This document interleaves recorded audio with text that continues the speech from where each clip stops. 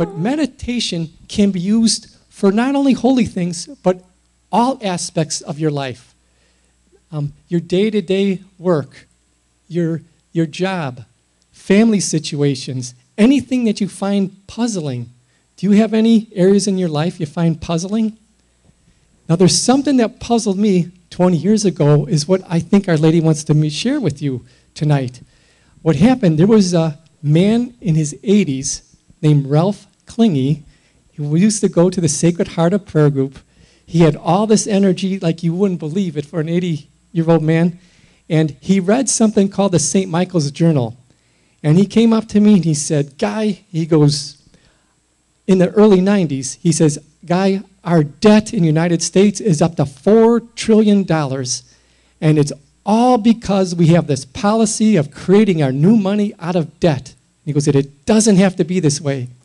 And he goes, if we don't contact our politicians and encourage them to change that, no matter what else we're going to try, he said, in another 7 to 10 years, that debt is going to double to $8 trillion. And I look at him, and I go, yeah, Ralph, uh-huh. And then he says, and if we don't tell our congressmen, don't create money as debt, he goes, and we continue on another 7 to 10 years after that, our debt's going to go up to $16 trillion. And he says the problem with that, it'll push our whole country over the fiscal cliff. And when that happens, you will jeopardize your God-given freedoms. And he goes, as patriarchs, he was saying, I'm calling you to learn about that and contact your counsel in a peaceful way, and that's what needs to be done. And when he left me, I said, yeah, Ralph, and I left him, and to be honest with you, I didn't know what the heck he was talking about. I tried to listen, and I remember thinking at the time, well, if what Ralph is saying is true, and our debt really got up to something outrageous as $6 trillion, our friends at the Fed will figure out what Ralphie is saying and stop creating it as debt money and create it his way without the debt money, and they'll be looking after us. So I totally brushed Ralphie off. And I went my merry way, and 10 years later, what happened to Ralph? He ended up passing away. He was in his 90s. And I remember at the prayer group, they had his picture up there, and I remember at the time saying, I knew what happened. Our debt 10 years later was $8 trillion. And I remembered our conversation. I remember how right he was and how wrong I was. And that bothered me.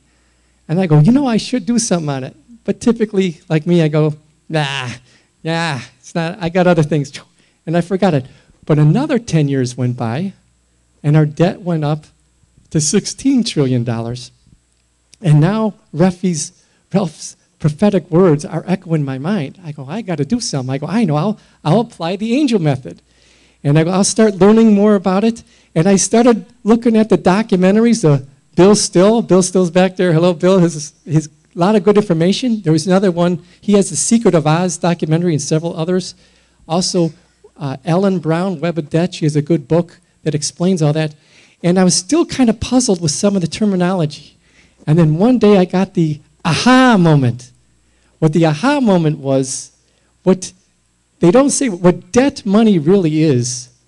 Debt money is when the new money is created in our country, there is a policy that allows private big bankers to steal it and then lend it to us as debt. And so we come on trillions of dollars in debt, and the private big bankers become trillionaires. And the people I'm relying on to figure it out, when you're stealing that kind of money, you already have it figured out. So I said, aha, and in just a few minutes, our university students are going to give you a little skit to help you learn that important point. And then, of course, Bill Still will give you the proper information, too. Now, Colleen Willard, she works with us at Total Years, and she had a miraculous healing of a brain tumor in Medjugorje through the Eucharist, actually, his father in yellow had pointed out to him. And she said a question. She goes, Guy, why are we talking about money and the fiscal cliff at a Marian conference? She has this big smile on her, and she smiled. And I looked at her, and I told her, I go, well, this is why. She said, guy, because you better connect the dots for Our Lady's Army so they know how you're putting that together. So I thought that was a fair question, because sometimes I have a tendency of tossing things out there and I don't connect all the dots. So in order to connect the dots, the first thing I would like to bring up is Jesus Christ, the Son of God. He threw out the money changers in the temple in Matthew 21. So he wanted a little reform there. Pope Francis, when he became Pope, he's written letters and encyclicals, even his apostolic letter in the Joy of a Gospel, not only mentioning it, but about 10 sections. And in that he says, God is calling you to love the poor. They're your brothers and sisters. You got to love the poor. He goes, but I want you to say no to financial systems that create poverty. And when I'm looking at it now, our question starts becoming, why is financial reform so important to Jesus Christ and Pope Francis? Not only in words, in deeds. In case anybody didn't notice, Pope Francis fires several cardinals who are in charge of the Vatican Bank. And he's still wrestling it with this today. And he's threatening, he goes, I'll shut this thing down. And he's very strong about that. So as we're thinking about that dot, why that's important, I want to bring up another dot. Is many of you, sometimes I hang around Our Lady's Army, and I hear this buzz going on in Ladies' Army sometime. And that buzz, I hear some people talking about, there's this computer chip they're going to put in your hands or your forehead in order to buy and sell. And I'm just wondering, has anybody out there heard that buzz before? Have anybody heard that buzz before? As I look around, I see 35% of you heard that buzz and raise their hands. I see 35% of you have not heard that buzz. And I see 35% of you are looking around because you heard the buzz, but you're afraid Big Brother is watching. So remember, be not afraid. So regarding connecting that dots, an article of faith now, it's every Sunday we profess it, Jesus Christ is going to come again someday. But it's in the Catechism, number 675, before Jesus Christ comes again, the Antichrist is going to come first and try and deceive the whole world. And through the beast, also, there's that image now in Revelation. So where does this buzz come from? Is Revelations chapter 12 talks about this battle between the woman clothed with the sun and with St. Michael, bringing souls closer to Jesus Christ. The devil and his children, or his seed, as Father mentioned earlier, are pulling souls away from Jesus Christ. And now, in this battle, that's chapter 12. In chapter 13, when you go on it, what's happening? The beast is putting this mark, anybody who accepts this mark on the hand or the forehead, that's Revelation chapter 13, in order to what? In order to buy and sell. And then in chapter 14 of Revelations, it's the most scary image of the entire Bible. It's whoever took this mark on the hand or the forehead, it says, drank of the wrath of the fury of God. And you see this image of this pool, this lake of fire, and it's the smell of sulfur. It's one of the most scary images in the Bible. But the people who didn't choose that mark towards the end of Revelations, it's one of the most beautiful images in the Bible. It's the purified church, the New Jerusalem, the holy city, the bride of the Lamb, prepared her soul to encounter God as a bride encounters her husband. And Jesus said, there'll be no more tears.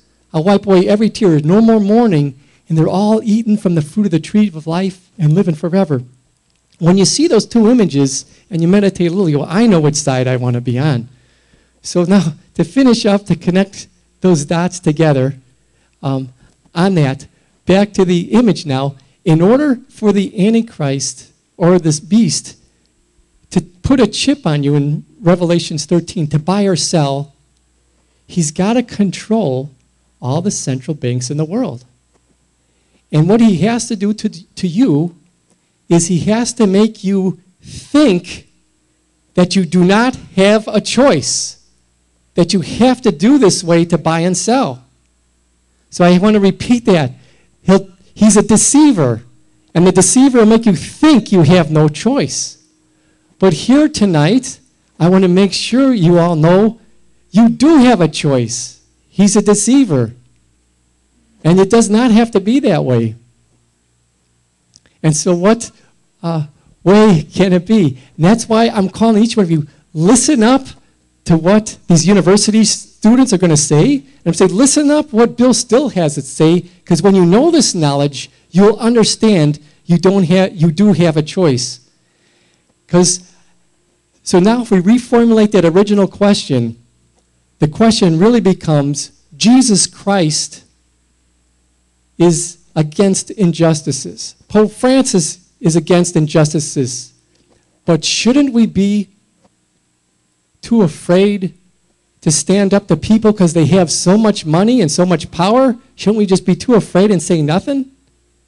That's the real question. And the image again, when I got a meditation, was a little flicker on Revelations chapter 14.